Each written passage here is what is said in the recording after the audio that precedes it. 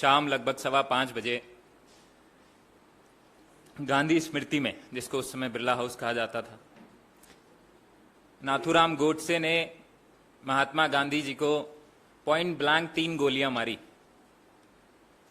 लाल किले में विशेष अदालत बैठाई गई जिसमें नाथूराम गोडसे का ट्रायल हुआ और उसके ट्रायल के दौरान उसने कहा, उससे पूछा गया कि क्यों मारा आपने महात्मा गांधी को, तो उसने कहा there was an accumulating provocation for 32 years in मी।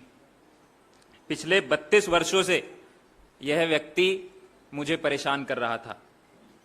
अब 1948 से 32 वर्ष, 1916 से 1948 तक के जो 32 वर्ष हैं, उस दौरान ऐसे कौन से काम थे जो महात्मा गांधी जी ने किए जिनसे नाथूराम गोडसे को तकलीफ थी, हम वो आपको बताना चाहते हैं। उन्होंने सत्याग्रह किए, चंपारण का सत्याग्रह, अहमदाबाद का सत्याग्रह, खेड़ा का, डांडी का, मंदिर प्रवेश के लिए उन्होंने मुहिम छेड़ी, सविनय अवज्ञा की, सिविल डिसोबीडियंस, असहयोग की, नॉन कोऑपरेशन, भारत छोड़ो, क्विट इंडिया मूवमेंट। उन्होंने मैगजीन्स चलाए, न्यूज़पेपर, यंग इंडिया, हरिजन।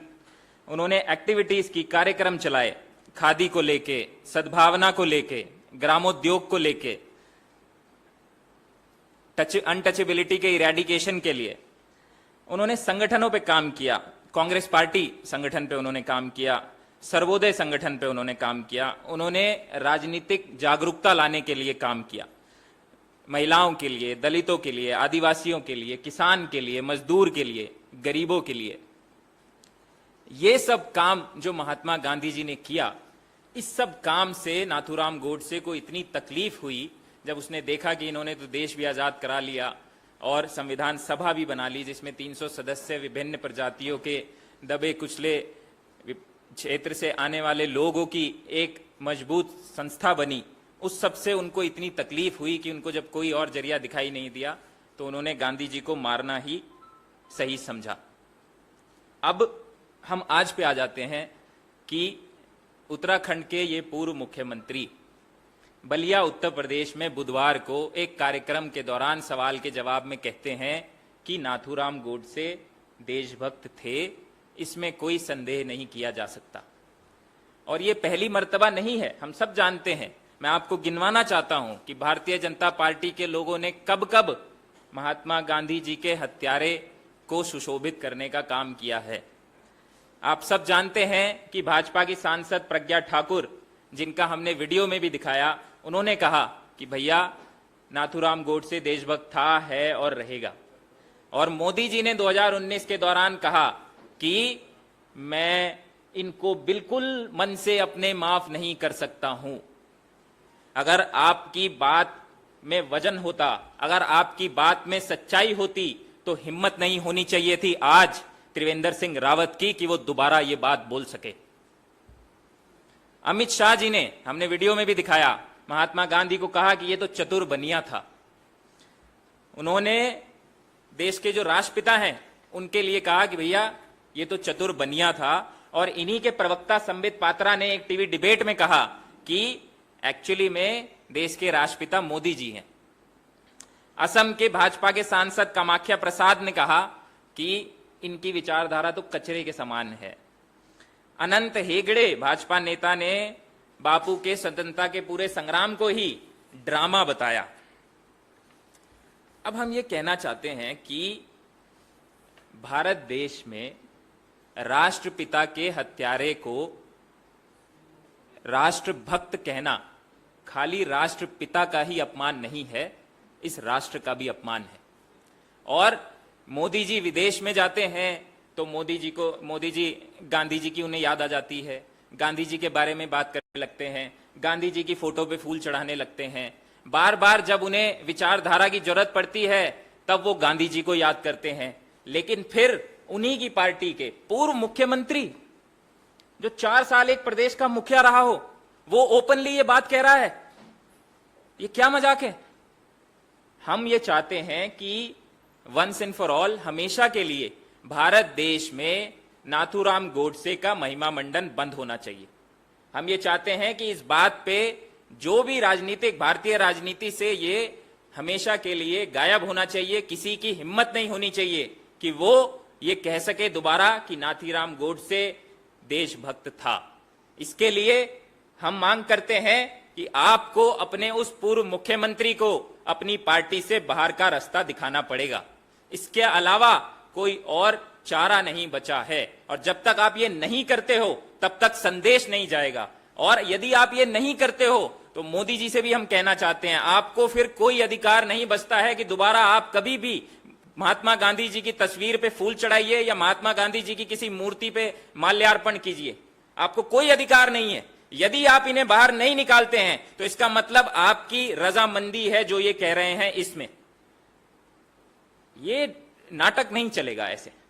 राहुल गांधी जी यही तो बात करते हैं। विदेश में जाके उन्होंने कहा कि भारत में दो सोचों की लड़ाई चल रही है, हमारी महात्मा गांधी की सोच है और इन लोगों की गोडसे की सोच है, और इसी के बीच में झगड़ा है। तो राहुल गांधी जी ने जो बात कही उसको तो आपने सत्यापित कर दिया इतनी ही जल्दी।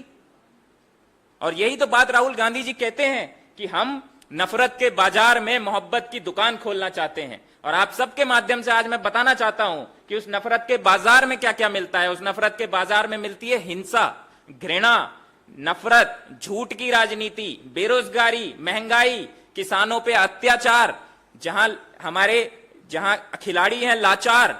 और उस बाजार में जो हम मोहब्बत की दुकान खोलना चाह रहे हैं, हमारी उस मोहब्बत की दुकान में मिलता है 500 रुपए का सिलेंडर, उसमें मिलते हैं युवाओं को रोजगार के अवसर, उसमें मिलता है दबे कुचले पिछड़ी जातियों के लोगों को सम्मान, उसमें मिलती है सद्भावना, प्रेम, करुणा। ये हम मोहब्बत की दुकान खोलना चाह रहे हैं। और हम पुनः एक बार मोदी जी से मांग करते हैं कि मोदी जी अपने इस मुख्यमंत्री को, पूर्व मुख्यमंत्री को पार्टी से बाहर का रास्ता दिखाइए, इन्हें पार्टी से निकालिए और देश में एक संदेश दीजिए कि महात्मा गांधी जी के हत्यारों का महिमा मंडल करने वालों की भारतीय राजनीति में कोई जगह नहीं है। धन्यवाद। हम आपके सवाल लेना चाहेंगे। जी,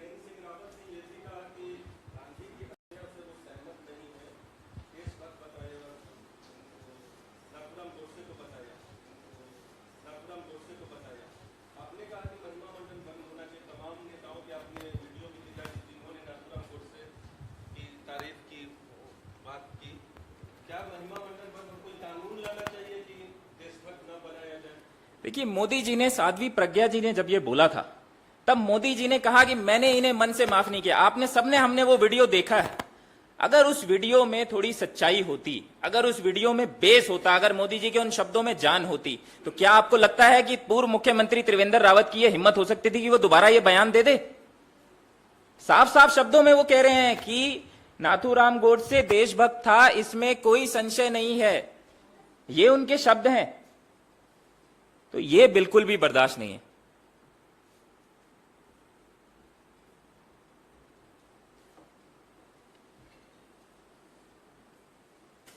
Any more questions? इसी टॉपिक पे। या जी भाई। उत्तराखंड की जो आप बात कर रहे हैं, उत्तराखंड के ही मुख्यमंत्री का आज एक बयान आया। वो आया इसी तरीके की बात को लेकर, एक लव जिहाद को लेकर। उन्होंने कहा कि हम इस स्टेट के अंदर लव जिहाद के कोई मामले होने नहीं देंगे। पुलिस ऑफिसर्स की, डीजीपी की और पुलिस ऑफिसर्स की उन्होंने मीटिंग भी बुलाई है। इसको कैसे देखते हैं? हम मुख्यमंत्री जी से मांग करते हैं कि पहले वो इस पे जवाब दें। आप ही के पूर्व मुख्यमंत्री कह रहे हैं महात्मा गांधी जी के लिए कि उनके हत्यारे को राष्ट्रभक्त वो बता रहे हैं कि वो तो देशभक्त थे। तो हम उल्टा मुख्यमंत्री जी से मांग करते हैं कि आप हमारे इस सवाल पे जवाब दीजिए। क्या आप भी हमारी मांग का समर्थन करते हैं कि त्रिवेंद्र रावत जी को उनकी पार्टी से निकाला जाए?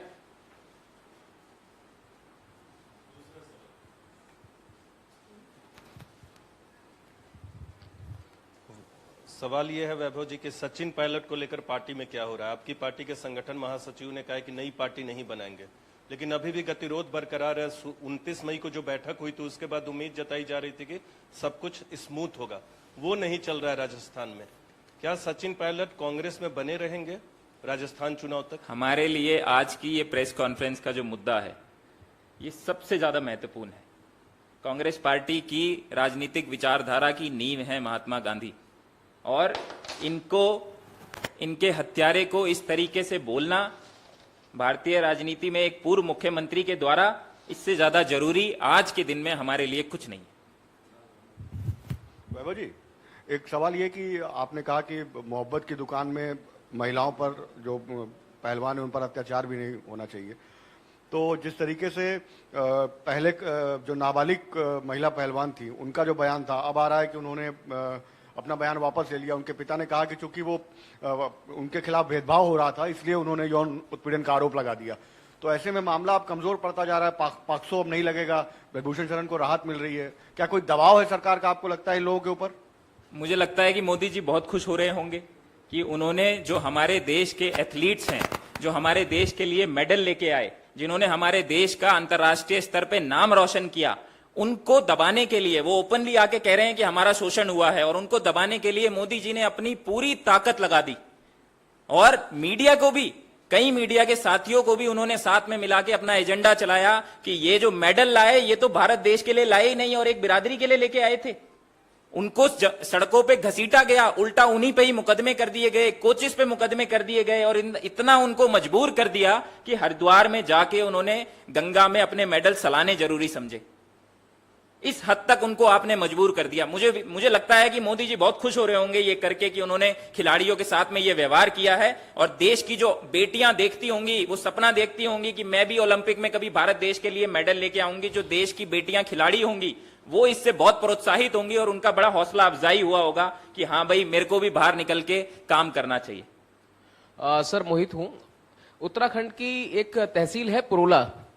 पुरोला तहसील में अभी हाल फिलहाल में एक मामला आया है जहां पर मुस्लिम दुकानदारों की दुकान के बाहर पोस्टर लगाए गए हैं, और ये सब एरिया आता है उत्तरकाशी में, और उनसे साफ तौर पर कहा गया है कि आप दुकानें खाली कर दीजिए और दुकानें खाली करके आप उत्तराखंड से कहीं बाहर चले जाइए। और ये सब तब हो रहा है जब मौजूदा हुकूमत ये कह रही है कि 2024 को देखते हुए उनकी जो प्लानिंग है मुसलमानों को साथ लेकर चलने की, और उनका ये भी दावा है कि देश के मुसलमान आज उनके साथ खड़े हैं। हम नफरत की राजनीति के खिलाफ पूरे देश भर में भारत जोड़ो यात्रा निकाल चुके हैं। कांग्रेस पार्टी कहीं भी यदि नफरत का मामला आता है उसके खिलाफ पूरी ताकत से खड़ी होती है। हमारी विचारधारा सबको साथ लेके चलने की विचारधारा है, सद्भावना की, एकता की, प्रेम की विचारधारा है, और भारतीय जनता पार्टी की विचारधारा उनके पूर्व मुख्यमंत्री के इस बयान से साफ हो जाती है, और वही काम वो हर जगह पे कर रहे हैं। ये जो महिला रेसलर्स वाला मामला है, पूरी एफआईआर दर्ज हुई, लेकिन उसके बावजूद जो है सरकार इतना समय लिए जा रही है। बातचीत बार बार हुई, अनुराग ठाकुर ने भी कहा, लेकिन लग नहीं रहा है कि मामला सुलझेगा। आपको लगता है बहुत कुछ दबाने के लिए, अब ब्रिजभूषण को बचाने के लिए सरकार जो है सब कुछ स्टेक पे लगा दे रही है? देखिए, ये तो सारा देश कह रहा है कि ब्रिजभूषण को बचाने के लिए जो कुछ मोदी जी कर सकते थे उन्होंने वो किया। हर ताकत, हर एजेंसी, हर अपनी सारे के सारी सरकार की ताकत को उन्होंने यूज किया। ये सिर्फ हम नहीं कह रहे हैं, ये पूरा देश कह रहा है, बच्चा बच्चा कह रहा है, सबके सामने ये बात है, हर एक की जुबान पे ये बात है। सर, एक कनाडा में खालिस्तान समर्थकों ने 6 जून को एक परेड निकाली थी, और उस परेड के अंदर उन्होंने एक झांकी निकाली थी जिसमें भारत की पूर्व प्रधानमंत्री की हत्या का सीन दिखाया गया। कैसे देखते हैं इसको, क्या कहेंगे सर? देखिए, इंदिरा गांधी जी जब प्रधानमंत्री थी, उनके पास में उनके आखिरी के दिनों में कुछ लोग गए, उन्होंने उनसे कहा कि आप अपनी सुरक्षा को लेकर गंभीर होइए और जो वर्तमान में सुरक्षा धारक हैं उनको बदलिए। लेकिन उन्होंने कहा कि मैं अपने सुरक्षा कर्मियों को नहीं बदल सकती हूं, यदि मैं बदलूंगी तो मेरे देश में जो मैं सद्भावना की बात करती हूं वो संदेश खराब जाएगा। मेरे को मेरे देश की सद्भावना और एकता, अखंडता ज़्यादा प्यारी है अपने जीवन से। उसके बाद में उनकी हत्या हुई, और एक ऐसी शख्सियत जिसका पूरे देश में नाम है, इनके लिए इस तरीके से किया जाना, पूरा देश इसकी निंदा करता है, कांग्रेस पार्टी इसकी निंदा करती है। हमने, जयराम रमेश जी ने, हमारे प्रभारी जी ने विदेश मंत्री से मांग भी की है कि आप इस पे बात कीजिए, और ये बहुत ही गलत बात है। सर, अभी तेजस्वी यादव की तरफ से एक बयान आया है, उन्होंने एक बड़ा क्लेम करते हुए कहा है कि पहले लालू जी ने अडवाणी का रथ रोका था, अब जो महागठबंधन होगा विपक्षी दलों का, नीतीश जी और हम लोग सब मिलके अब मोदी जी का रथ रोकेंगे। कैसे देखते हैं इसे? देखते हैं, जो उन्होंने कहा है वो उन्होंने सोच समझ के कहा होगा, और विपक्षी की ये जो सारे इश्यूज हैं ये हमारे पार्टी के सीनियर ऑफिशियल्स इस पे जवाब देने के लिए बेहतर हैं। जो भी विपक्षी मीटिंग होगी उसमें कांग्रेस पार्टी भागीदारी करने जा रही है और जो भी बातें होंगी उसके लेके जो उनकी जो प्रेस वार्ता, उनकी जो रिप्रेजेंटेटिव्स करेंगे वो इसके बारे में ज्यादा बेहतर बता पाएंगे। सर राइट पे सर, ये रेसलर लोगों का जो मुद्दा चल रहा है, अभी जो हाल ही में नाबालिग की पिता ने जो कहा वो अलग बात है, लेकिन पिछले 1.5-2 महीने से ये जो उनका चल रहा है आंदोलन, उस दौरान पॉक्सो लगने के बावजूद आज तक ब्रिजभूषण को अरेस्ट नहीं किया गया। तो क्या आपको लगता है इस देश का कानून दूसरों के लिए अलग है, बीजेपी के लिए अलग है? देखिए, इसका तो उदाहरण कई बार हमारे को देखने को मिला है ना, कि कानून जो है इस देश का बदल जाता है। Washing machine, Bharatiya Janata party में जैसे ही कोई नेता जाता है तो उनकी वॉशिंग मशीन ऑन हो जाती है और वो तुरंत ही धुल जाता है।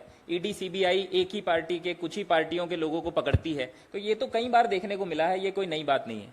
बहरहाल यदि इस मुद्दे पे जो आज हमने जो पत्रकार वार्ता करी है, इस पे कोई और सवाल हो तो हम ले सकते हैं। नहीं तो बहुत बहुत धन्यवाद। Thank you so much.